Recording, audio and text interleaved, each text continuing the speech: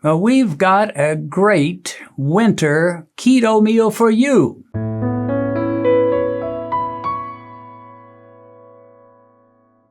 Well, I want to welcome the soup and fufu queen, my wife, Benedicta. Welcome to Beat Diabetes once again. Thank you, Dennis. You might say back by popular demand. Yep, I'm glad to be here. This is a popular demand. It's like everybody wants their soup and fufu. What did you do? They want the soup, they want the fufu, and they want the Benedicta. So, okay. As one person famously said in the early going when I introduced you to our Beat Diabetes audience, more Benedicta, please.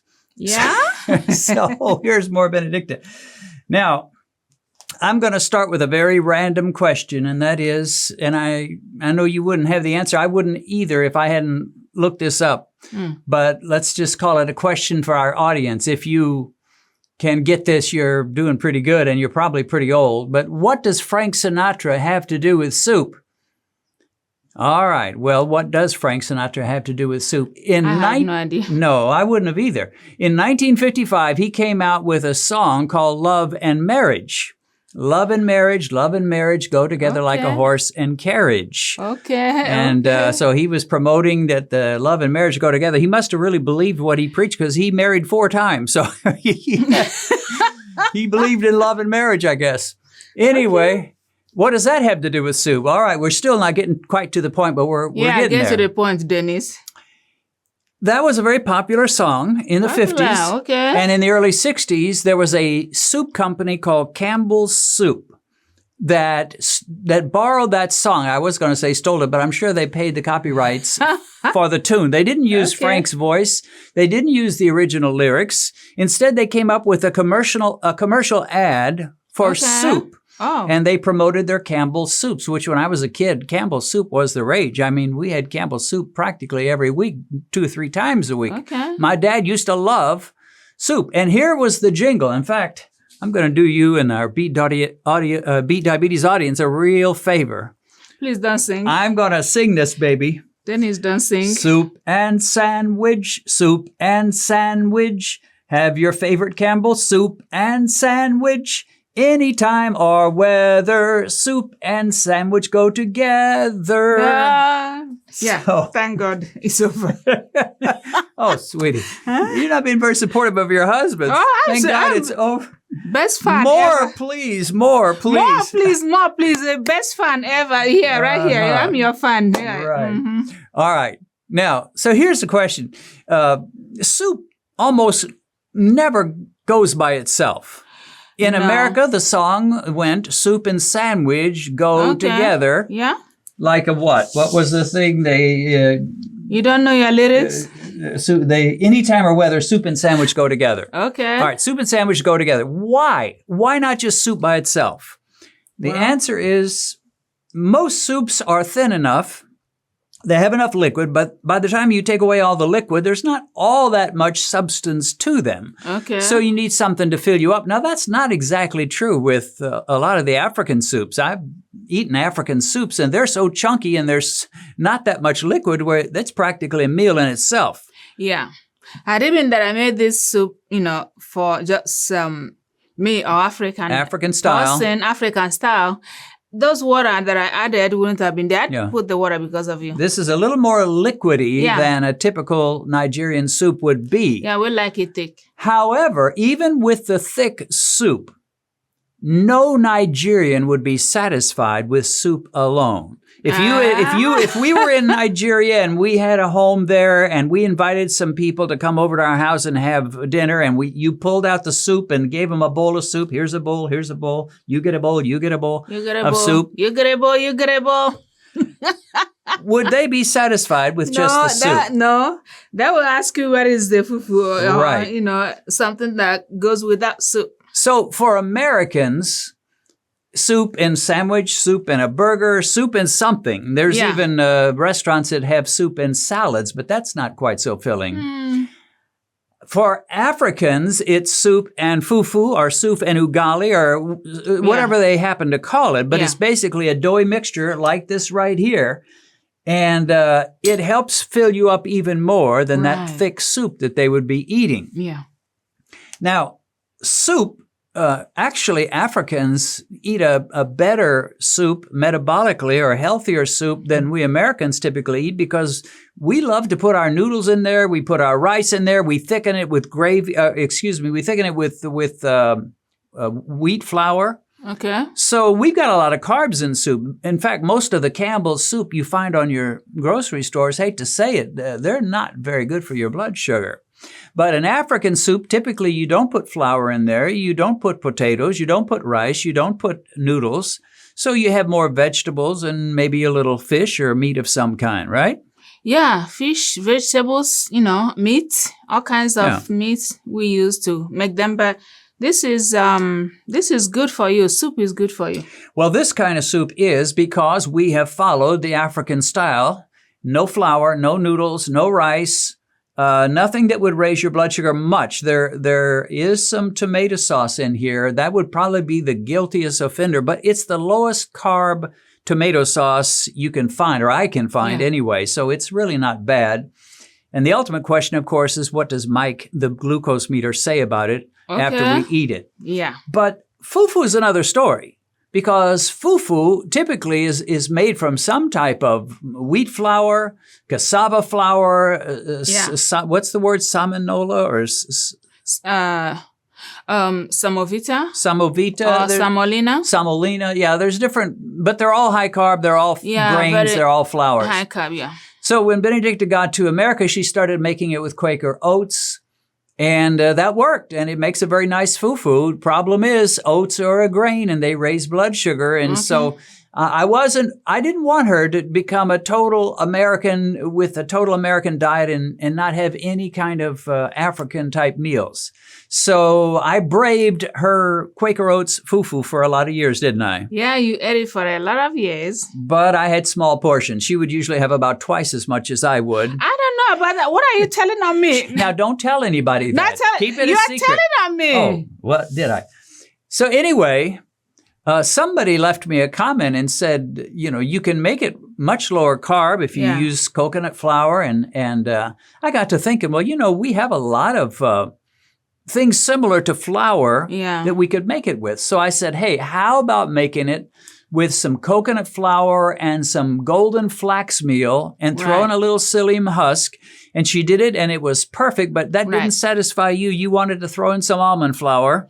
Yeah, with almond flour, it's so good. So she put in some almond flour as well, which, again, is a low-carb flour. It's not really flour. It's nuts that are mashed up so much it becomes like flour. Right. So anyway, I checked it with Mike, as I always do with any of my new meals, and Mike said, this is okay. So good. So here is a meal we frequently eat. There's only two differences between this and the normal soup and fufu that we have frequently. Yeah. One difference is I normally wouldn't have quite this much. I would normally have a little bit less than this. We usually have it for lunch. We like our big meal for lunch and then a smaller meal for dinner. Right. So I wouldn't have quite this much, but Benedicta filled my bowl, and I'm like a good boy. I've got to eat it. Yep. The other difference is she put crayfish in this. And when she let me test it, she said, how do you like it? I said, well, it would be great except for that crayfish taste. So I like the other style, and you do not have to add crayfish. But apart from that, it is a great soup. Yeah, you can skip the fufu is wonderful. Crayfish. If you don't like the crayfish, skip the crayfish. Right. So she has her African way of eating the soup, and I have my American way. So we're going to show you both ways so you can choose whether you want to do it the African way or the American way. We're in America. Why don't we do it all in American way? These people would be fascinated to know how an African would eat this soup in fufu. Give them one little example of that. Okay. That would be, you have to wash your hands. I've washed my hands, you may be asking. And then you take a little bit that. Or more. I think you're using a smaller portion than you normally do, but go ahead. Show us how you do it. I'm giving away all her secrets. So this is what are you doing? All right. Just go ahead. Pretend I said nothing. I said nothing. The fufu becomes your spoon, right? Yeah. It's your spoon to dip up the soup. Dip it in there. So with every bite, you're having another piece of fufu. Right. Now, my American way is to simply use a spoon.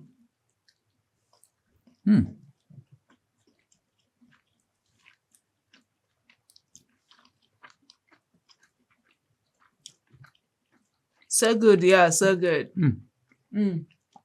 Makes you feel like you're in Nigeria, doesn't it? I know. So I've had my spoon. Sometimes I'll have maybe 2, even 3 spoons of soup, and then I'll go for my fufu to make it kind of stretch out, and I'll just use my spoon. But when I get to the end of the bowl, the soup is so good that I revert to the African style. We will show you in a little bit what our post-meal, our postprandial tests revealed after eating the soup and the fufu, but for right now, let's talk about how you make these marvelous dishes. For the soup, first prepare your food by cutting up a single medium onion. Cook or bake 3 boneless, skinless chicken breast pieces.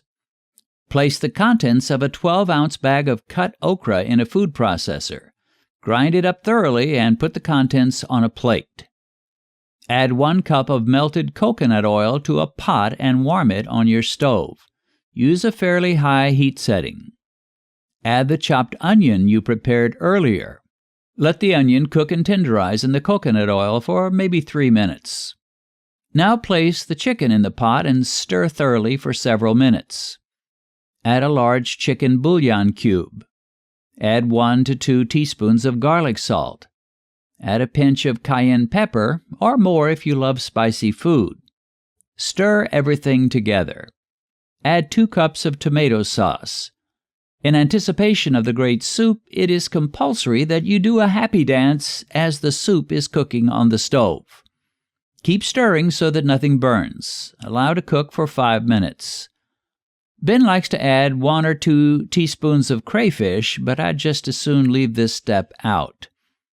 Add your chopped up okra. If you're not sure if you like okra, don't worry. All the other tastes will overwhelm the okra and you'll hardly know it's in the soup, but it'll be good for you. Stir some more. Since you're cooking this in pretty high heat, you cannot allow the soup to cook very long without stirring.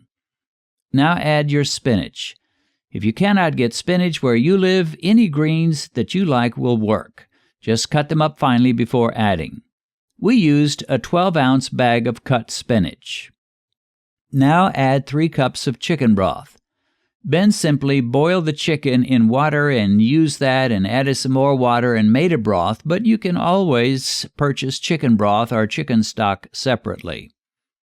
Stir up that bundle of goodness for maybe 5 more minutes.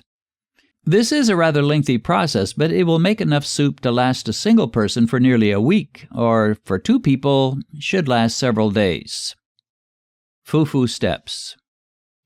Pour 2 tablespoons of psyllium husk into a bowl, along with 1/2 cup of coconut flour, 1/2 cup of almond flour, and 1/2 cup of golden flax meal, or you could use regular flax meal. I like the golden flax meal best. Mix these flours together well. Pour 2½ cups of water in a pan on the stove and heat it pretty high. Add the flour mix you made plus 1 tablespoon of melted coconut oil or olive oil. Mix it all together with a large wooden spoon. Since this mixture is pretty strong, a flimsy plastic spoon would not work so well. And that is it. Place the final product on a plate. You'll have enough for 2 or 3 meals, and you can store what you do not eat in the fridge for next time. So we are back. We had a nice full meal, didn't we? Yes, we did. It was good. Big bowl of soup, big for bowl. me, and fufu was nice. Big for me too, and the fufu was great. Yeah, so we were in the 80s. Yeah. And that was pretty good before we had our meal. Let's see where we go. We'll follow the principle of ladies first. Ladies first. Ladies first. So give yourself a good stab. Okay.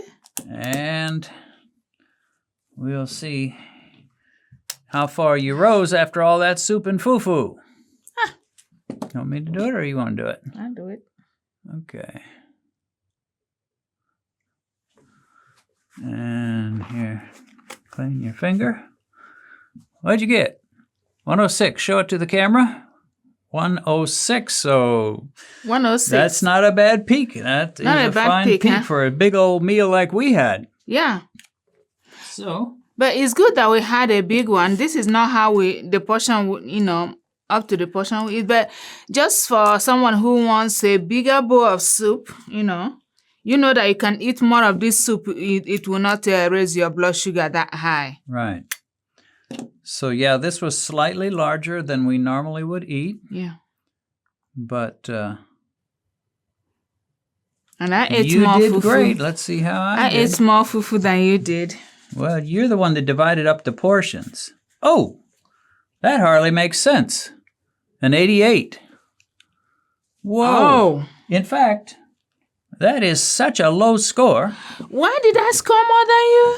I'm going to go get another strip and test myself again just to make sure this isn't an anomaly. Did you show it to the camera? Yeah. 88. Well, you can't beat that at all. Okay, I'll test mine again. Go get it. Whoop. No, something is not right here. I'm supposed to be the one that will be like lower, and then you are supposed to be higher, like that higher, and now you are like lower, and then I'm the higher one. No, something is wrong here. It's not happening. Are you keeping everybody company? Keeping everybody company, yeah. All right, go ahead and stab yourself. Let's stab myself again. Give it another shot.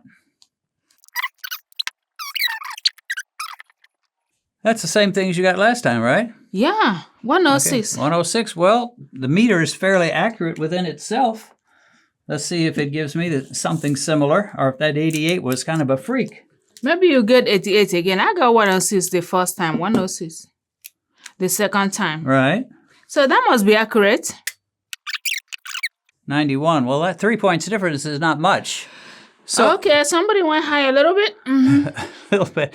I would say this meter is kind of proven to be pretty trustworthy. You were exactly the same. I was just 3 point difference, which really isn't too bad for these meters because they're not perfect. Right. So anyway, we both did pretty well, and we had nice fufu.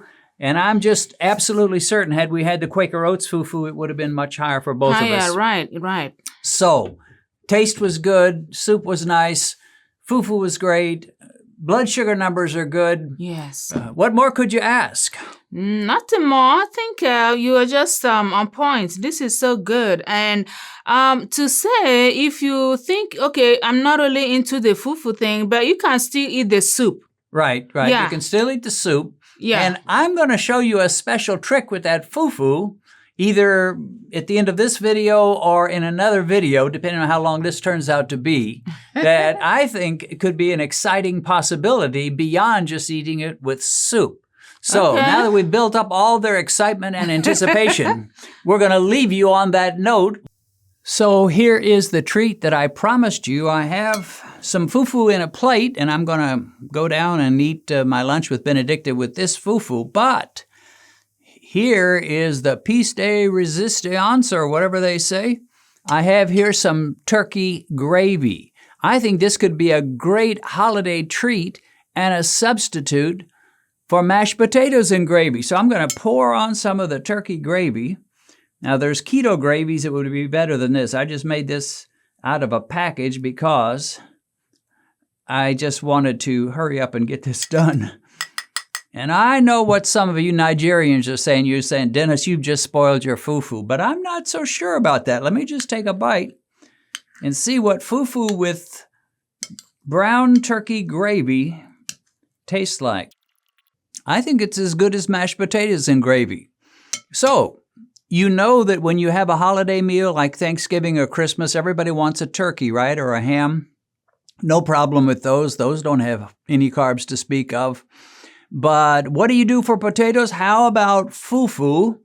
Instead of mashed potatoes and gravy, mashed up fufu and gravy. Give it a shot. You can experiment a little bit. We basically took a normal fufu recipe. We added a little extra heavy cream. And this is what we got. I think Benedicta added a little bit of olive oil that I think we could have probably done without. It might have had a closer texture and consistency of mashed potatoes. But still, this is good. One more try. I'm liking this.